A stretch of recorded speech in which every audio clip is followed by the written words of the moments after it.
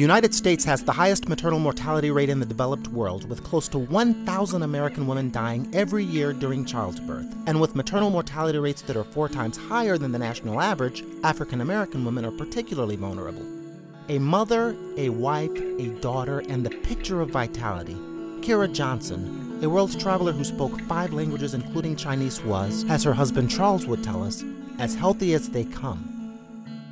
Because it is important to understand that in our situation, we're talking about a woman that was not just in good health, she was in exceptional health. Talking about a marathon runner, like her hobby was skydiving. She was a licensed pilot, right? Oh, really? Yeah. A licensed pilot? A licensed pilot. That was her hobby, man. So, so not to get too far off track. Pregnant with their second son, a child that they would call Langston, Charles recalls the day of Kira's scheduled cesarean section. It was a day full of, I would describe it as a day full of anxious excitement, right? Meaning that this had been a journey. I kind of go through this as many times I've told the story, I still kind of get emotional thinking about it. I've always wanted to be a father. Kira and I, prayed for and wanted back-to-back boys. So to have come right here, to be on the verge and to be what we thought walking into this new amazing chapter of our lives, and finally getting to meet our second son Langston, we were extremely excited. Hey, Mommy.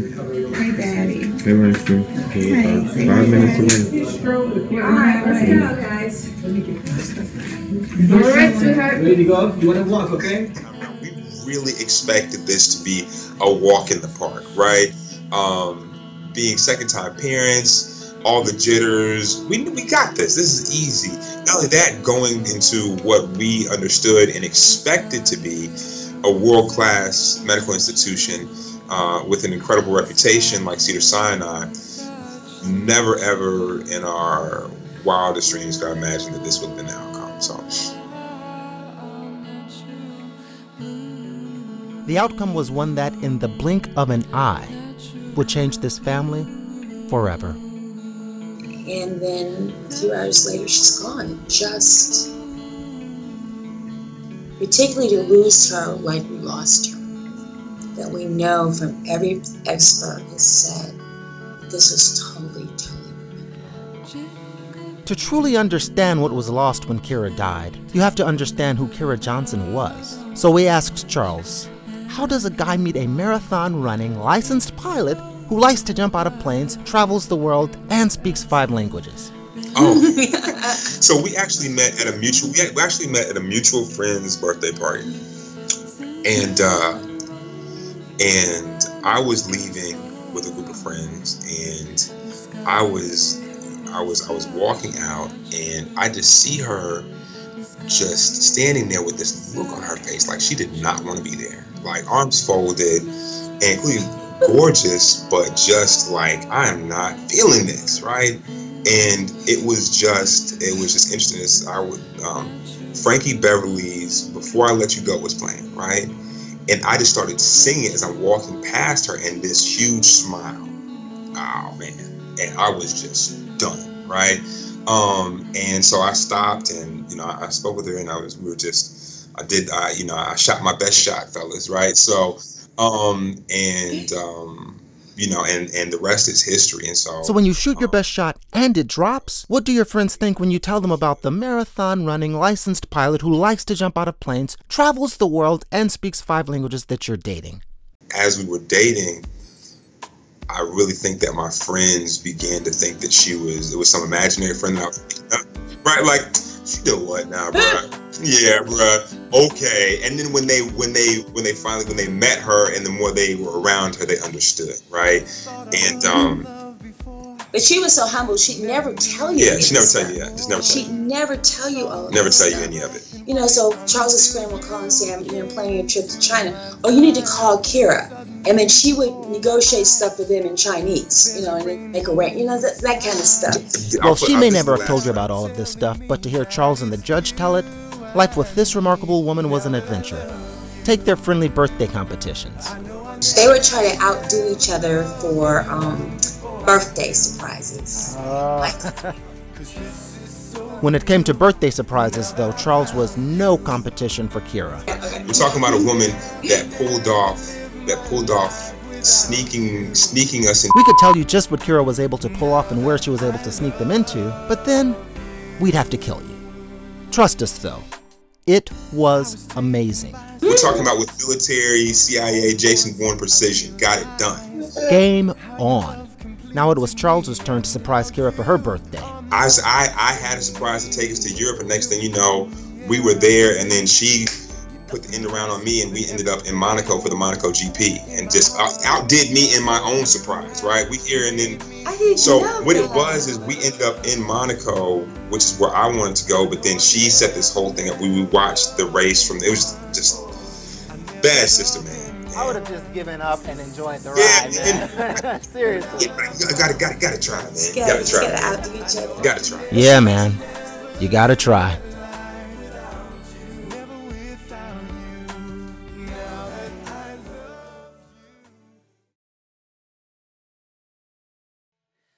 And then a few hours later, she's gone. A few hours after Kira arrived at the hospital for what was supposed to have been a routine cesarean section, she was gone. Charles recounts the cesarean section that ultimately led to her death. Well, I've got to tell you, it's interesting. At the time, I was so focused on her. A lot of the things that I came to realize were actually in retrospect somewhat, right? And, you know, it's because you're there, you're behind that blanket. That partition, so to speak. And, you know, you're just focused on her, trying to keep her calm. And next thing you know, you're holding this amazing new gift, right? And it's a lot of excitement. So a lot of the things that I begin to, when I look back and in retrospect, the things that I realized that were clear signs. Signs like the speed with which the cesarean section was done. On average, a cesarean section in the United States takes about an hour, with the first 10 minutes accounting for the time from the initial skin incision to the delivery of the baby. Kira's cesarean section? Well, it took just 18 minutes. And there were only 2 minutes from the initial skin incision to the time of baby Langston's delivery. The delivery of baby Langston was so unusually fast, in fact, that one of the nurses charting in the operating room was taken aback. And they announced that the baby was out, and her trying to saying, "What the F in the OR?" I don't know if he had a bar mitzvah or a tea time or what. And that's one of the things that, as we go through this process, I really hope to get some answers to. Why did you butcher my wife?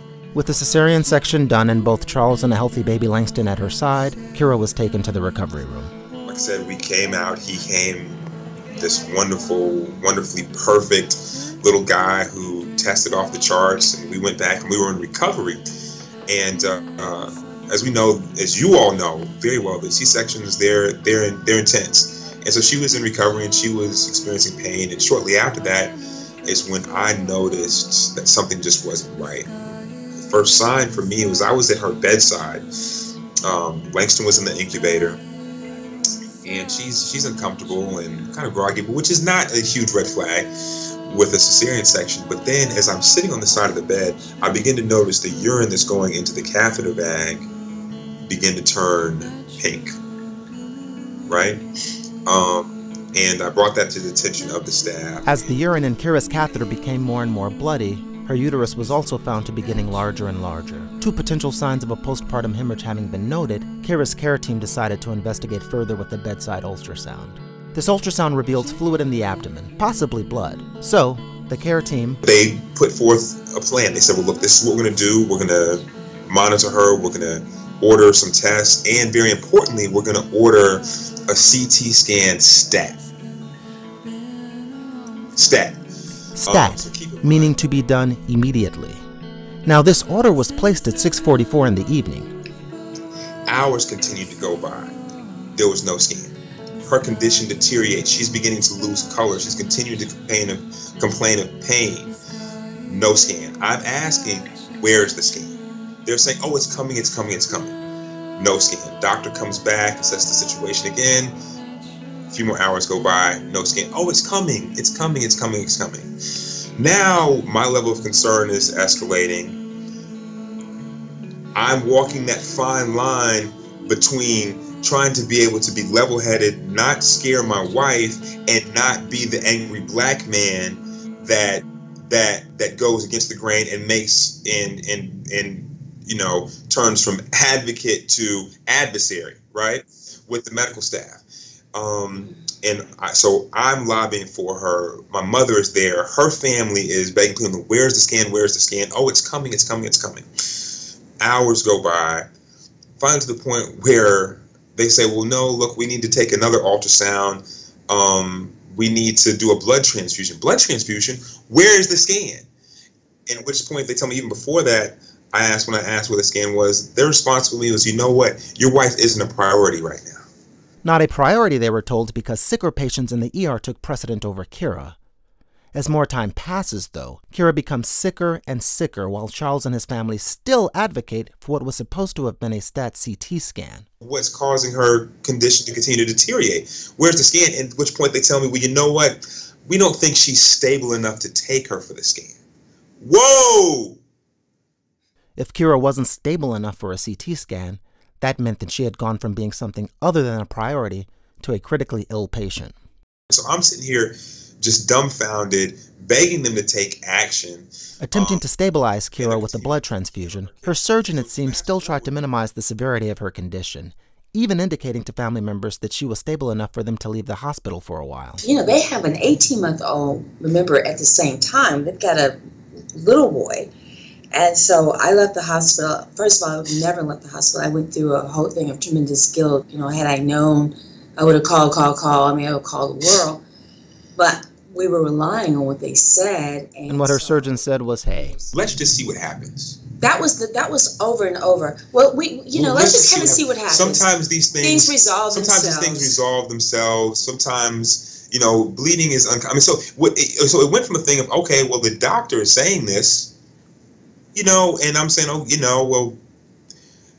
I'm concerned. Clearly something isn't right, but the doctor's telling me, you know what, let's just wait. Okay. But as time went by and I'm seeing her condition deteriorate, something's not right. Something definitely was not right.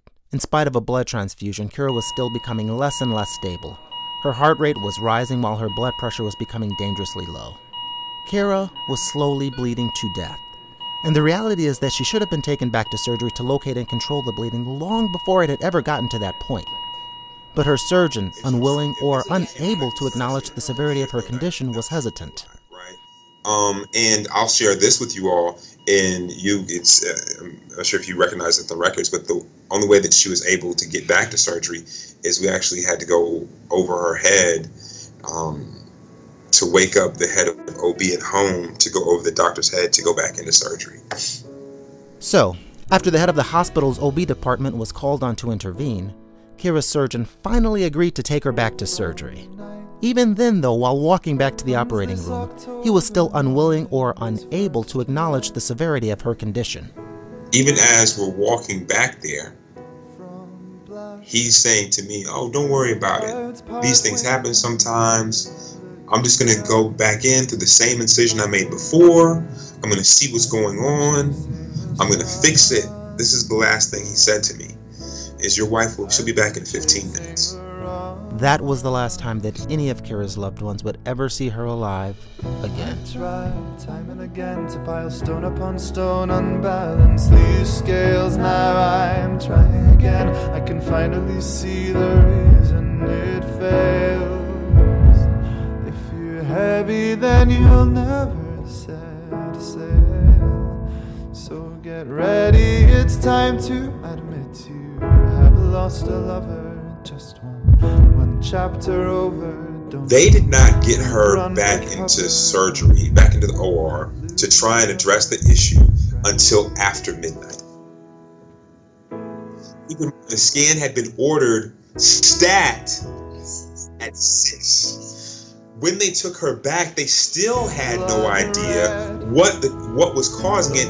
When they opened her up, they found 3 liters of blood in her abdomen and she coded immediately. As doctors worked frantically to resuscitate Kira, I was out there for about 30 minutes and the residents came out.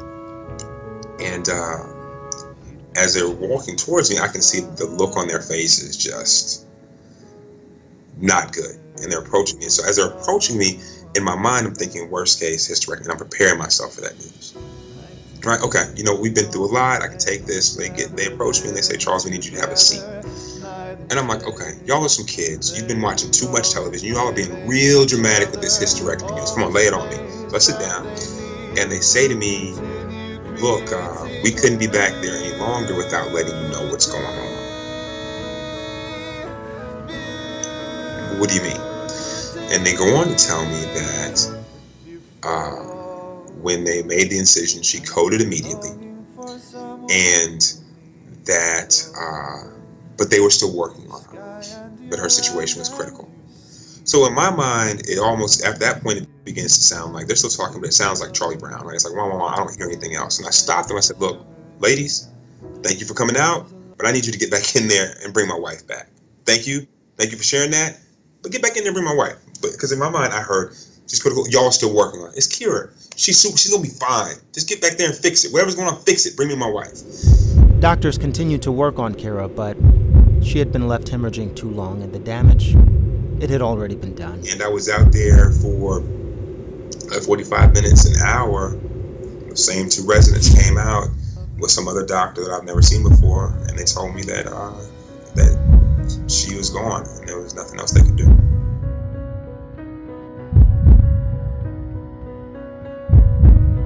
You heard right.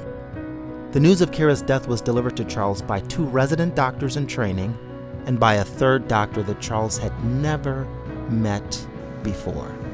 I want to be very clear as we talk about this that it's important to me that I share the message that I am very clear that the majority of doctors, such as yourself, are dedicated men and women who dedicate their lives to the betterment of their patients and commit their lives to bettering the lives and saving the lives in many instances of men and women under their care. However, there are the select few, there are far and few between, that have absolute disregard for precious souls. And for me, there's an issue, and I'll share this with you. There's an issue. I know we're kind of getting off the racial point, but I want to kind of, this is gonna just bear with me for a second. So there's an issue in my wife's case of horrible neglect, but also there's a real issue of lack of fundamental human decency, even beyond what you all see in the complaint. What I mean by that is this: when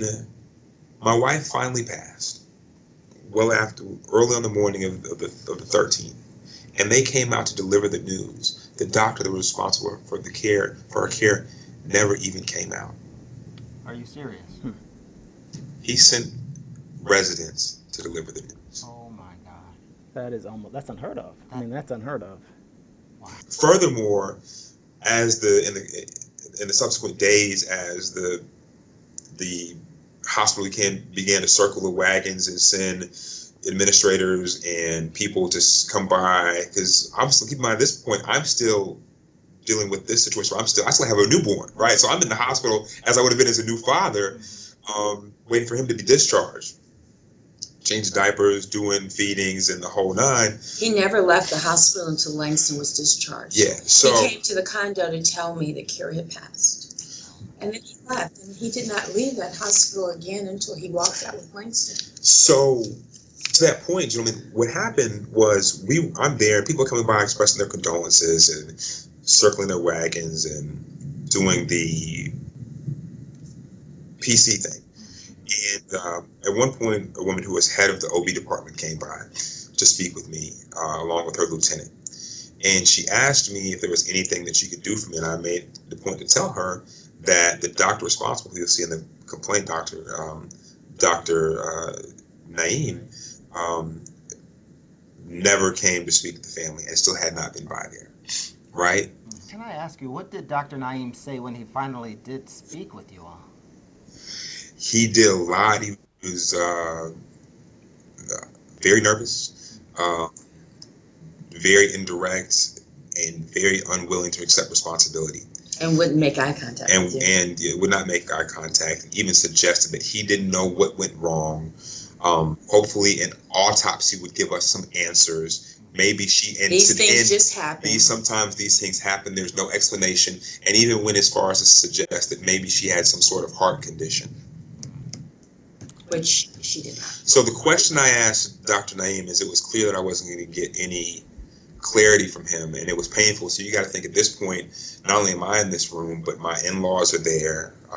You know, I have some friends that are there. My mom is there, and then I'm just watching him BS us.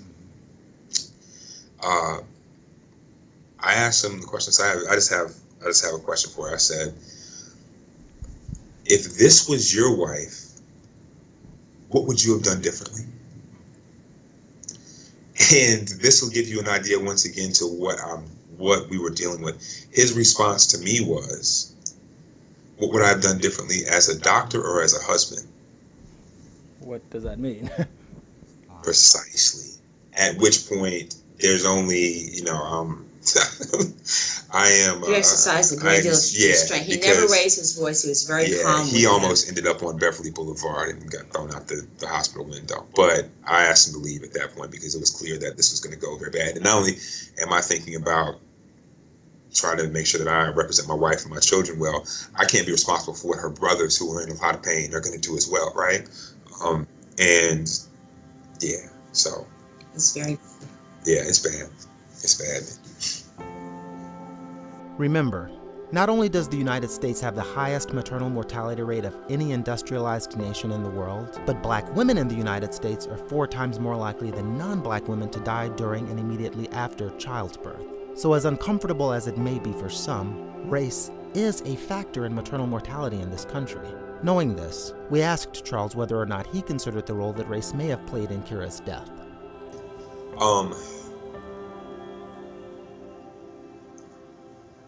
Just to be very honest and very transparent, this is so painful and difficult for me to get my mind around.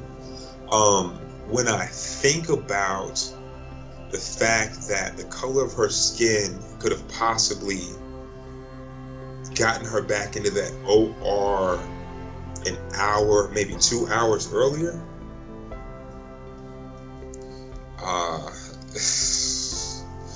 it's tough. And I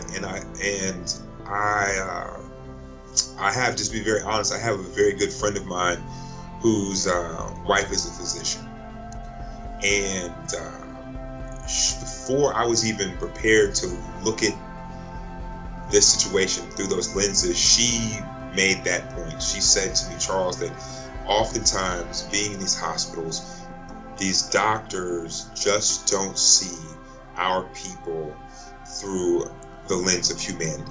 And they just, when they look at African American women, they don't see their wife and they don't see their mothers. And for me, that's a very painful scenario. I am as proud as I am and as unapologetically black as I am a lover of all people, and I can't imagine that had I been in that situation, the role been reversed, that I would not see this person, regardless of color, as a person fundamentally first. Now, before you think, there they go pulling the race card, please consider this. There is something called unconscious bias, and everyone, regardless of race, suffers from it. Though we may not always be aware of it, subconsciously this bias informs how we perceive and interact with people. And multiple studies have now confirmed that the health outcomes of both women and of people of color may at times be adversely affected by the unconscious bias of healthcare providers. When you talk about black and brown people, and also women, far too often, there is victim blaming around circumstances. Yes, sir. Right? There is, if we're talking about social justice, if we're talking about police brutality, it is, he shouldn't have been there. He shouldn't have been wearing this. He shouldn't have conducted himself in this way. If it's a women's issue, when we talk about women's health, we talk about reproductive justice, we talk about maternal health, well, was she getting the right prenatal care? Did she have preeclampsia? Were there contributing factors? And the thing about it, when we talk about Kira Dixon Johnson, not this time. We're talking about a woman that had adequate health care, that was exceptionally diligent about her prenatal care. You know how I know? Because I made those drives to the drugstore in the middle of the night to make sure that she didn't miss a prenatal vitamin. I was at every single prenatal visit for both of my sons, right? So this is not what I think. This is what I know. And when we talk about a woman that was at a first-rate medical facility, talking about a middle-class African-American woman, I think that's why her story is resonating so much, because there's no opportunity to victim blame. To otherize, exactly, yeah. You raise a very good point, because I think the reality is that all women and all people of color, even those that have means like Kira Johnson, can be affected negatively by unconscious bias in healthcare. And that is why Charles and Judge Hatchett, through social media outreach and advocacy, are working so hard to change things. Their hope? We hope that by raising awareness, people will go in with eyes open. I want people to speak Kira Johnson's name. Hey, do you know about what happened to Kira Johnson at Cedars-Sinai Hospital? And what are you going to do to make sure this doesn't happen to me? Right? Understand the signs, understand to speak up, understand how to be an advocate for your loved ones. Charles and Judge Hatchett have created a website and multiple social media platforms aimed at providing critical information for pregnant women and their families. The website is the number 4 Kira, Kira, the number 4 moms. So 4 Kira, 4 moms. That's the website, 4Kira4moms.com, but also 4Kira4moms on all social media. We'll be sharing lots of resources, things to look for when we talk about postpartum hemorrhage. Because like you said, and in Kira's situation, the thing about it is postpartum hemorrhage happens. But this did not have to happen. Before this tragedy came to my doorstep, I was clueless. I did not understand that this was something that was still happening. Certainly in the United States in 2016, to women that are healthy and who have adequate health care. And what we found as women are coming out of the woodworks with their horror stories. So we also have the issue not only of women that unfortunately are losing their lives due to preventable circumstances around childbirth, but we have the issue of women that are suffering severe life-altering injuries, right? That could be, very importantly, that could be prevented. And so I wasn't aware. And so by raising awareness, we hope people will be more diligent. There'll be more accountability. There'll be dialogue between healthcare providers and patients to ask questions, to speak up, to understand. And we're not on a witch hunt. We're not trying to crucify anybody. We are on a crusade to make sure that what happened to us, that what happened to my sons, that what happened to our family never happens to anybody else. And that's the most important thing. There's nothing that I can do that will bring my wife back. But it's important for me to leverage the platform that my mother has, that potentially been able to bring to this issue, to bring some awareness and bring some change. These children's mother will never come home. And I think the highest tribute that we can pay, and why I really support Charles and respect the courage and the dignity by which he has approached this, that we can't, as he says, and it's true, we can't bring her back, but if we can send other mothers home to be with their babies, and that is the highest tribute that we could possibly pay to Kira. As part of their continuing effort to honor Kira's legacy, while both helping to raise awareness and to bring change, Charles and Judge Hatchett have gotten involved in the legislative process as well. There is a House bill, HR 1318. So wherever you are in the country, we would ask that you call your local congressional representative, call your congresswoman, your congressman in your backyard and say, please support HR 1318. And this is important legislation that will protect mothers and babies. Secondly, please go to the website, which is the number 4 Kira, the number 4 mom, so 4Kira4moms.com, and sign the petition. What this petition will do is we'll do 3 things. It will, 1, call for support for HR 1318, which is the House bill. It will call for legislation in the state of California that will protect mothers and babies. But very importantly, it will call for the state of California Health Department to investigate maternal outcomes at Cedars-Sinai. Because what we're finding is that people are coming out of the woodworks, not only with horror stories at Cedars-Sinai, but all around the country. So our hope is that out of this, Cedars-Sinai will emerge as the model hospital that will be on the forefront of doing things the right way, and we hope to work with them to make that happen. October 30th. Oh, very important. Oh, and also, and this it's just amazing the things that have. That's why you have to have your mom's. Yes, Right. You always have to have mom. She's my mom. She's my publicist. She's my counselor. She's everything. Attorney, everything. So thank God for her. And so October 30th, very important. October 30th, yes. We will be in Washington, D.C. doing a congressional briefing on maternal mortality, which is huge for us as we bring this sort of share Kira's story, as we share the just how devastating this epidemic, and that's why I refer to this epidemic, and we hope to get some further support. Right now, HR 1318 is closing on 70 co-sponsors, bipartisan co-sponsors, which is very important because these days, this day and age, and these days to get people to agree on anything, because we're talking about an issue that, bottom line, it affects everybody. If we're not protecting mothers and babies in this country, what are we doing?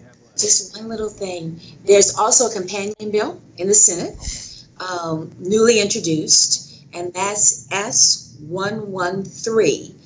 And there are two women senators who introduced it, and very proudly, I'm happy to say that Cory Booker has signed on as a co-sponsor. So that's a new piece. So we don't have as much momentum on the Senate side, but we're going to be building momentum on the Senate side as well, because this is an issue that is a human issue. It adversely affects Black women 4 times more likely to have these problems and die from childbirth, but it is a human issue. Even when we are mothers, wives, daughters, and the pictures of health, prosperity, and vitality. Even when we are marathon running, skydiving, world-traveling licensed pilots who speak 5 languages. Our existence in this version of reality may end when our heart ceases to beat. That's just the nature of what it means to be human. But we do not die until we are forgotten, until the moment when the last person who will ever speak our name has spoken our name for the last time. This means that Kira Dixon Johnson will live for a very long time. I just, loved her, and I had hoped that when my sons found partners, that it would be somebody that would be extraordinary, and she certainly was. As Charles reflected on the life and legacy of Kira, he left us with one final beautiful and poignant piece of advice about life and love. The way I describe Kira, and I shared this at her service, is she challenged me to be a better person in every single aspect of my life, right? And what I said is to whether you're man, woman, if you're fortunate enough to meet somebody that challenges you in that way, accept the challenge, right? If you want to accept the challenge of helping to make sure that Kira's sacrifice is honored while also helping to ensure that there are no more Kira Johnsons, please go to the website For Kira, For Moms. That's the number 4, Kira, K-I-R-A, the number 4, Moms, M-O-M-S.com. There you can support the For Kira, For Moms campaign. There you can also learn more about House Bill H.R. 1318 and Senate Bill S-113. And you can sign a petition demonstrating your support for these new proposed pieces of legislation aimed at protecting mothers and babies.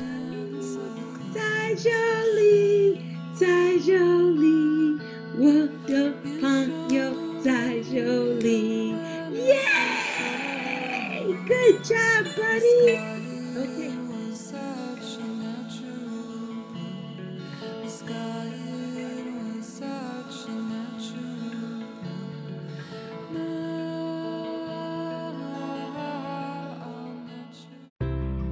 'Twin Doctors TV. Educate, inspire, entertain. Follow us at www.twindoctorstv.com and on Facebook, Twitter, Instagram, and YouTube. Stay healthy. Bye now.